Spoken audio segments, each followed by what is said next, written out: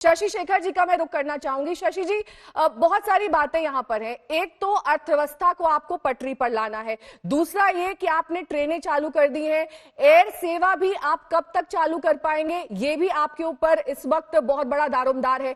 ऐसे में सीआईआई और फिक्की जैसे तमाम ऐसे इंस्टीट्यूशंस हैं जो लगातार पीएमओ को सुझाव भेज रहे हैं। कई सुझाव ऐसे हैं जो मान लिए गए हैं, कई सुझाव अभी भी इंप्लीमेंट करने यानी कि अमल में लाने बाकी हैं। आपको क्या लगता है, कहीं ना कहीं मैक्रो मैनेजमेंट के साथ साथ माइक्रो मैनेजमेंट की भी जरूरत है? क्योंकि हमेशा तो लॉकडाउन की स्थिति में नहीं रहा जा सकता, ये भी सबसे छुपा नहीं है।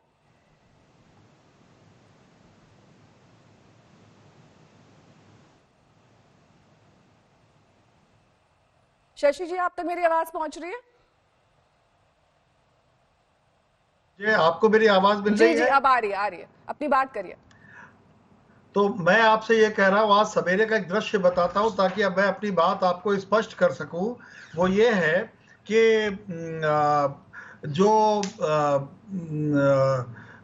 सवेरे मैंने देखा कि 250 के करीब मजदूर जो हैं हाईवे से उतर कर और साइड में उतर आए थे। वो इसलिए उतर आए थे क्योंकि उन्हें लगता था कि हाईवे पर एक तो धूप है, दूसरे पुलिस उनको परेशान कर सकती है। वो खेतों से रास्ता तलाश रहे थे, उनकी बोतलें खाली थी, उनके सिर पर बोझ थे।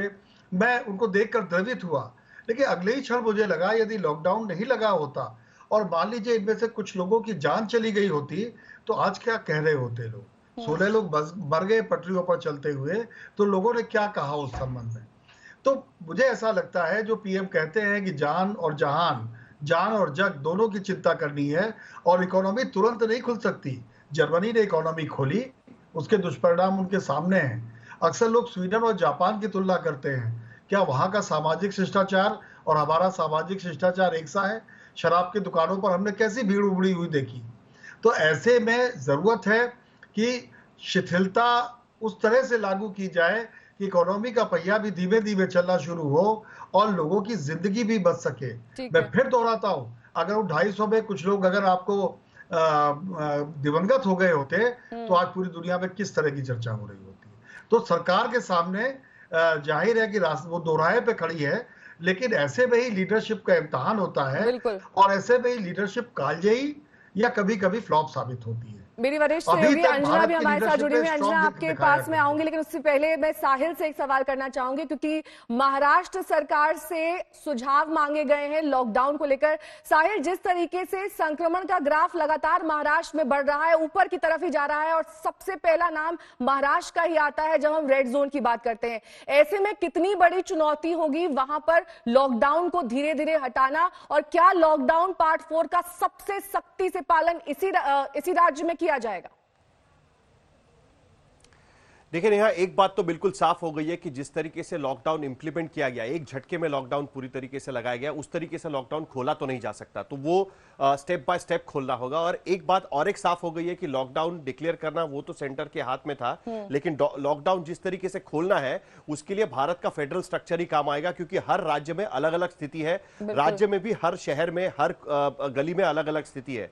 तो जाहिर सी बात है कि इसीलिए केंद्र सरकार ने कल की मीटिंग के बाद भी प्रधानमंत्री ने सारे राज्यों को कहा है कि अपना अपना एक नोट तैयार करें कि स्टेप बाय स्टेप हम लोग किस तरीके से खोल सकते हैं। हम लोग छठे वीक में जा रहे हैं, आज की तारीख में छठे हफ्ते में जा रहे हैं लॉकडाउन के।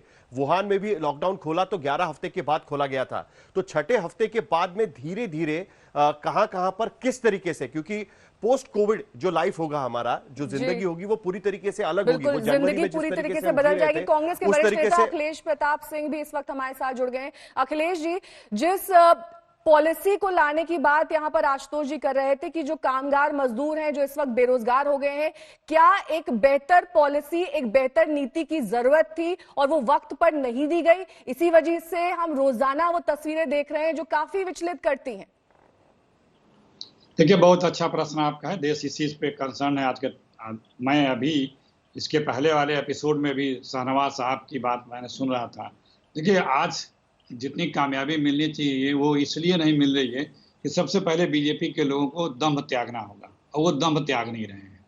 अगर हम कंसर्न उठा रहे हैं, क्या चीज ध्यान आकर्षित करा रहे हैं, तो शाहनवाज भाई जैसे लोग बोलते हैं कि ये जो है मोदी जी से जलते हैं। हम जलते नहीं हैं, हम कंसर्न उठा रहे हैं। हमारा कर्तव्य है, हम सब पूरा देश मोदी जी जो कहते हैं सुन रहा है। और 3 लॉकडाउन बोला उन्होंने, हर किसी ने पालन किया। लेकिन बात यही है, आप देखिए नेहा जी, पिछले 20 दिन से हम लोग टीवी पे बहस कर रहे हैं एक माइग्रेंट्स के लिए कोई एक नीति बननी चाहिए। क्या मोदी जी को पता नहीं है समस्या? लेकिन 20 दिन अखिलेश से जी, रोज कांग्रेस शासित राज्यों में क्या दिक्कत है? वहां पर किस तरीके से मदद पहुंच रही है या नहीं पहुंच रही है, इसके बारे में आप क्या कहना चाहेंगे? जी जी, मुझे पता था अभी आप कांग्रेस लाएंगे, लेकिन ये लेबर की जो समस्या है ना, वो पूरा नेशनल वाइड, एक स्टेट की नहीं है, कांग्रेस पे सवाल नहीं एक लेंगे। स्टेट नहीं है, नेशनल वाइड प्रॉब्लम है। और हम लोग 20 दिन से बहस कर रहे हैं, उस बहस में भी कोई पॉलिसी बना के नहीं दी इन्होंने।